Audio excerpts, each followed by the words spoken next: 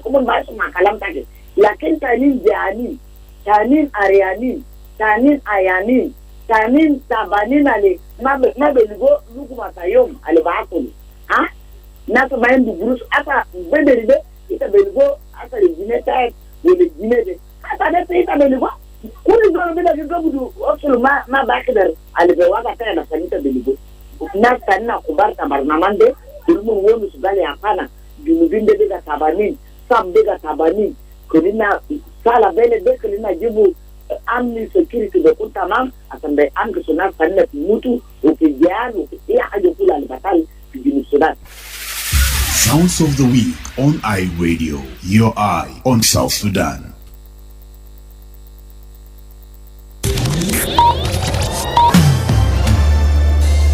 Live from Juba, on air and online. This is iRadio News.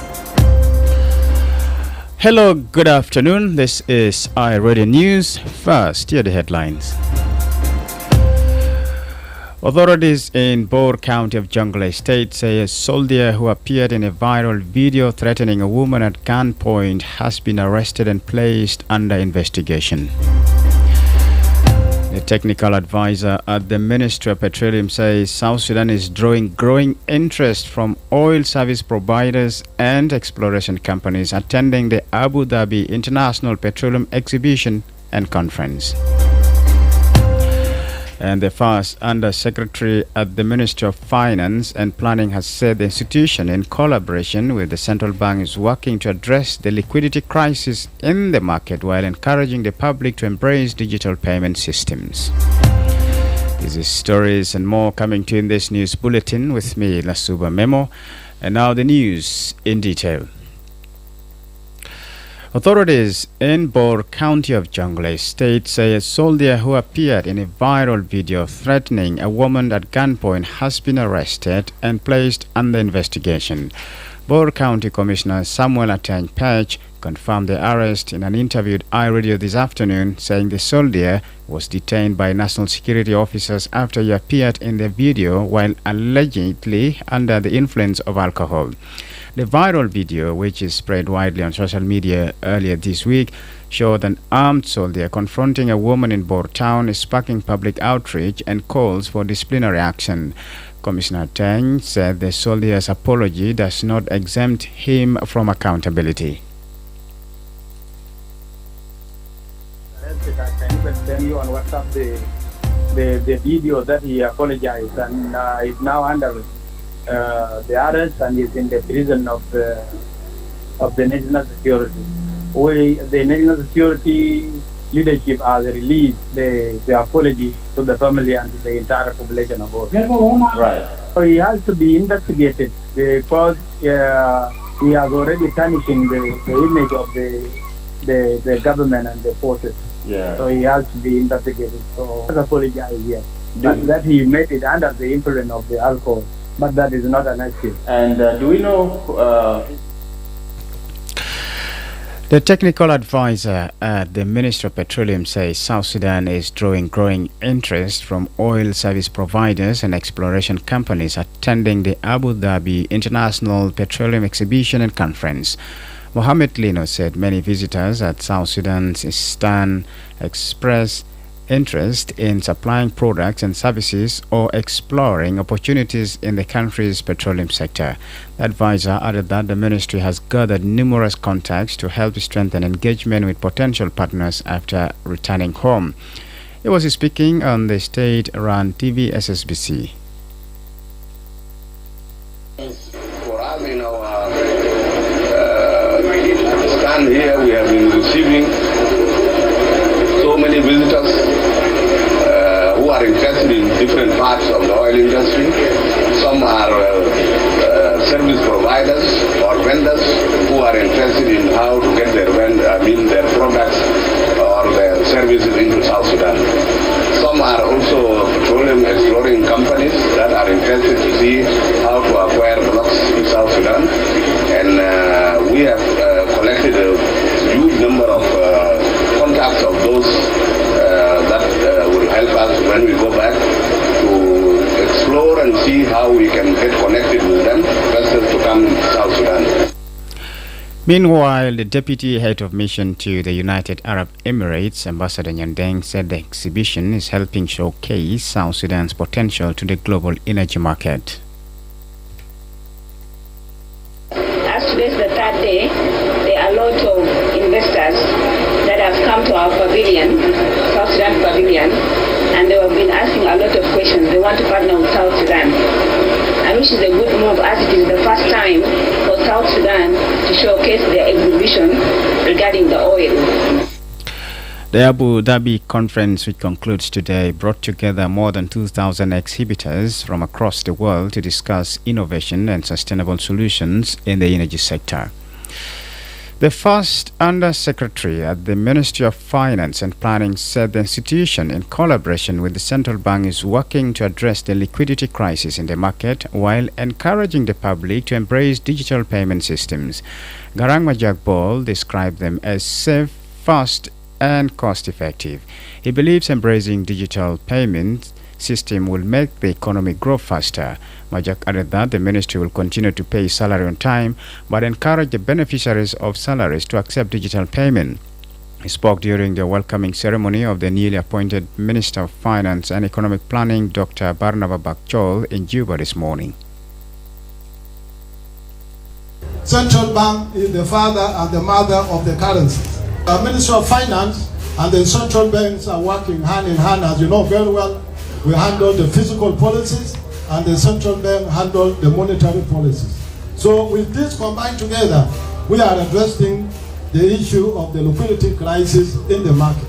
However, we also encourage digital payment, of which you have seen central bank launch national payment system the other day. The whole world is going digital because it is safe, it is fast, and cost effective. So we also encourage all brothers and sisters to embrace digital payment because this is what will actually make our economy grow faster. This is iRadio News. South Sudan's Under-Secretary for Foreign Affairs, Ambassador Agnes Aldino Orifa Oswaha, had UNMISS officials to discuss the mission's planned downsizing and closure of field offices in northern Bahar el Ghazal and eastern Equatorial states. The meeting on Wednesday included Anita Kiki-Beho, acting UN Special Representative, the Deputy Special Representative, and the resident humanitarian coordinator. Officials reviewed how the UN's contingency plan will affect operations in coordination with the state authorities.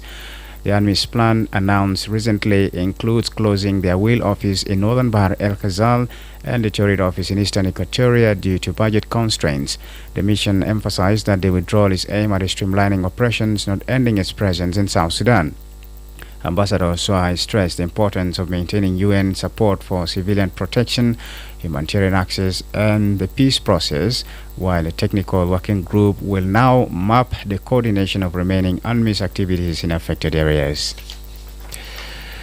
Activist Edmond Yakanias urged inclusive political dialogue among all parties regarding the electoral deadlines outlined in the National Elections Act 2023 as amended. According to the Act, South Sudan is scheduled to hold national elections on 22nd of December 2026. Section 41(1)(e) requires the Government of National Unity to review and rename geographical constituencies by 22nd of December 2025. If this deadline is not met, Section 41(IF) stipulates that the constituencies used in the April 2010 elections will remain in effect. Yakani warns that the same remaining to fulfill Section 41(1)(e) is limited and that there is a high likelihood of reverting to Section 41(IF) if political actors do not take timely action. He added that delays in implementing these provisions could affect the link between elections, constitutional processes, and population data. This serious political alert is associated with the country's readiness to hold election as scheduled for 22nd December 2026. Based on the provision of the National Election Act amended 2023, Section 41 subsection 1E demanded the government to declare the new constituencies by the date of 22nd December 2025. That means if we look at the National Election Act, Section 40, subsection 1E, government is obliged to review the old constituency of 2010 elections and rename new constituency for the elections of December 2026 by the date of 22nd December 2025. He urged the national government to make key political decisions before 22nd of December 2025 to address electoral concerns raised by the United Nations, African Union and the Intergovernmental Authority on Development (IGAD), as well as technical issues identified by the National Elections Commission. The activist also said that any move to extend the transitional period or postpone the 2026 elections could face legal challenges at the East African Court of Justice, referring to similar cases from previous extensions. Yakani emphasized that maintaining the 22nd December 2026 election date is critical to sustaining peace and urge inclusive political dialogue among all parties to the 2018 peace deal. Since I came, I was really The appreciating failure of government to announce new reviewed and named constituency on 22nd December 2025 to prepare for the election of December 2026, the same law of National Election Act, Section 41, subsection 1F, require the government on 20. In October 2025, the chairperson of the National Elections Commission, Professor Abendegwa Kok, proposed that the upcoming elections be conducted based on the 2008 population census and the 2010 constituencies. Earlier in an interview with iRadio, Professor Kok highlighted the limited time remaining before the scheduled elections and called on the Government of National Unity to amend the Commission's Act and the current constitution to support the process. During the same period, Professor Kok stated that the Commission had not yet received funding for pre-election activities despite a presidential directive instructing the Minister of Finance to release the necessary funds. Before international news, the Deputy Director General for Management and Reform at the UN Migration Agency, IOM, has commended ongoing humanitarian operations in Malakal, describing them as a vital example of resilience and international cooperation in the aftermath of the Sudan crisis. During a visit to the Malakal Transit Center and Bulukat Center, Sunka Lee reaffirmed IOM's commitment to helping South Sudanese refugees and returnees rebuild their lives with dignity, stability and hope. Lee said he was impressed by the operations in Malakal and the determination of families who have endured long and difficult journeys to reach safety. Lee emphasized that IOM's humanitarian response should extend beyond immediate relief to focus on long-term recovery and self-resilience. She said strengthening essential infrastructure, providing basic services and building skills among local communities are key steps towards sustainability. Her remarks came as the Bulukat Transit Center continues to host hundreds of returnees daily, offering food, shelter, health care and protection to those fleeing conflict and displacement. The failure of government to announce new reviewed and Apologies for the wrong soundbite. Since its establishment in May 2023, the center has assisted more than 223,000 people with support from IOM, UNHCR, and the government of Upper Nile State. Meanwhile, Vijaya Sauri, IOM's chief of mission in South Sudan, said the relocation effort was primarily designed as a humanitarian operation to decongest overcrowded areas with limited resources and move people to places where they have stronger social and family networks. Sauri clarified that there is no specific reintegration package tied to this humanitarian response. However, returnees and displaced persons are being connected to existing assistance programs in their new locations. This is iRadio News, and now to the international scene. Here is And for the international news, South African trapped in the Dormos after joining Russia-Ukraine war, Ramaphosa says.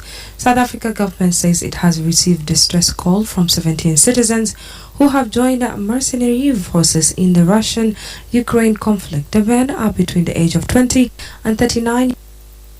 Ukraine war drawn in the region. Ramaphosa has ordered an investigation into the circumstance that led to the recruitment of these young men into these seemingly mercenary activities, a government spokesperson says. Elsewhere, Tanzanian deputy opposition leader facing terrorism charges 2 weeks after his arrest in the capital Dodoma. His lawyer has said John Hedge is now being held in the main city Dar es Salaam, where he was informed of the charges. His lawyer, Hakim, told the BBC Swahili it's unclear when he will appear in court. The government did not respond to the BBC request for comment.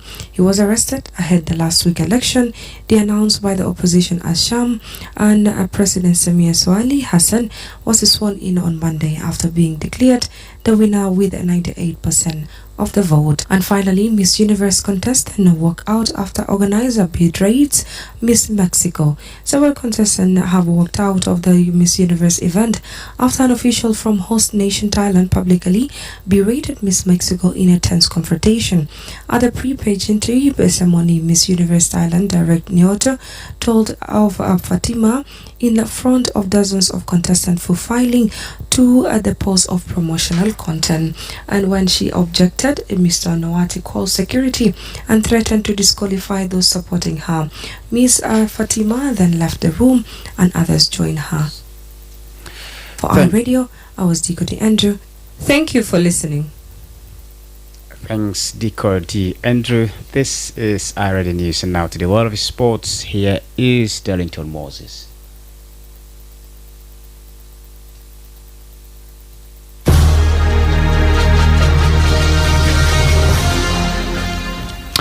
Thank you so much, Lasuba Memo. In the world of sport, let's start with English Champions League update. English football clubs continue to dominate Europe in this week's round of Champions League fixtures. 5 Premier League sides secured victories: Arsenal, Liverpool, Manchester City, Newcastle and Tottenham. Arsenal, Liverpool, Manchester City and Newcastle now sit within the top 8, positioning themselves for automatic qualification to the knockout stages. And in some key update, Nottingham Forest owner Evangelos Marinakis has appeared in court in Athens facing charges of instigating football violence and supporting a criminal organization. The 58-year-old Olympiacos owner, along with 4 board members, faces misdemeanor accusations relating to actions between 2019 and 2024, represented by lawyer Vasilis Dimakopoulos. Marinakis and his co-accused have dismissed the charges as groundless. In some great update in NBA, the Portland Trail Blazers halted the NBA's last remaining unbeaten streak, coming back from a 22-point deficit to beat the Oklahoma City Thunder 121-119. Meanwhile, the Brooklyn Nets claimed their first win of the season, defeating an injury-hit Indiana Pacers side 112-103. And finally, in boxing, Callum Simpson is set to defend his European, British and Commonwealth super middleweight titles against Troy Williamson on 20th December at Leeds' first direct arena. Simpson, 29-year-old, remains unbeaten after 18 fights, while 34-year-old Williamson has a record of 21 wins in 26 bouts and will look to improve on a mixed recent run, having won only 2 of his last 6 fights. This is all in the world of sport from iRadio. Thanks, Lasuba Memo. Thank you indeed, Darlington Moses. This is iRadio News. And to end this bulletin, here's a recap of the news headlines again.